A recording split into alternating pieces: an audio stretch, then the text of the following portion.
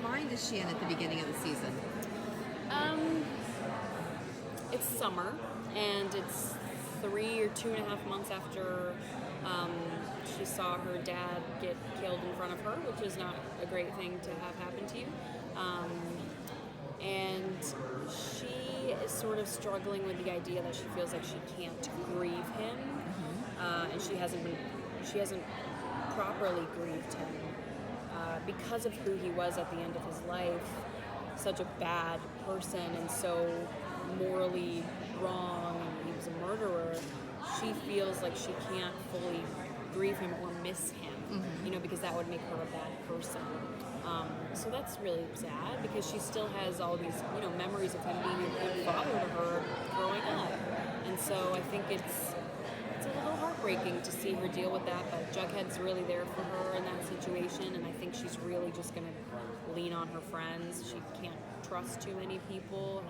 Her circle of friendship is getting a little bit smaller and smaller because of who she can rely on, who she can trust. So I think the core four is strong this season because they have to be, because it seems like all the outside sources are dwindling.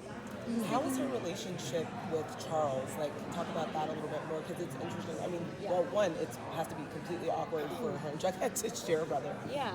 But outside of that, like, it seems like her and Charles are going to have more of a connection. Sure. I think we don't necessarily see the awkwardness yet that Charles causes for Betty and Jughead. I think we'll dive into that, maybe some interesting family dinners once Alice returns, if she returns to town.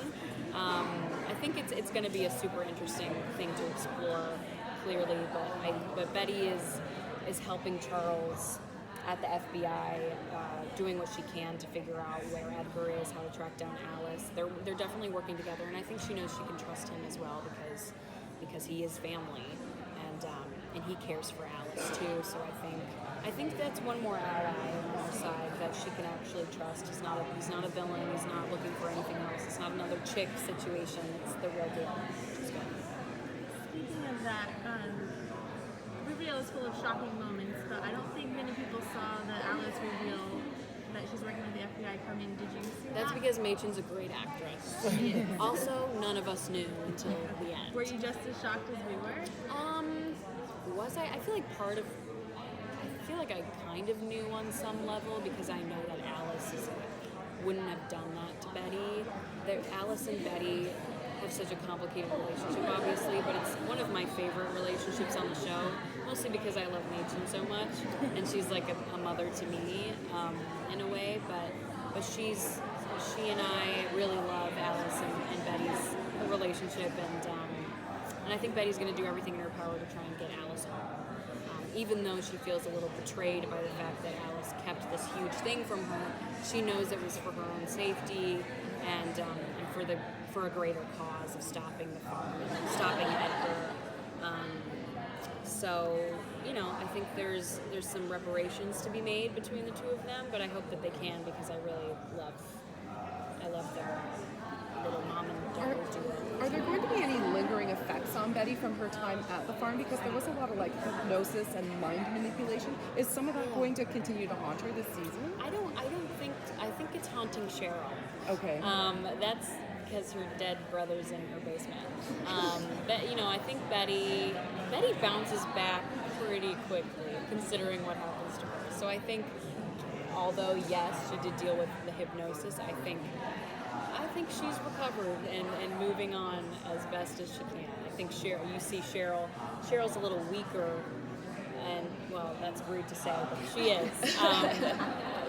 She's a little bit more easily swayed and manipulated, I think. So Cheryl definitely is dealing with the fallout of the hypnosis rather than Betty. Are we going to see Betty dive more into her dark side or find that balance between good Betty and dark Betty?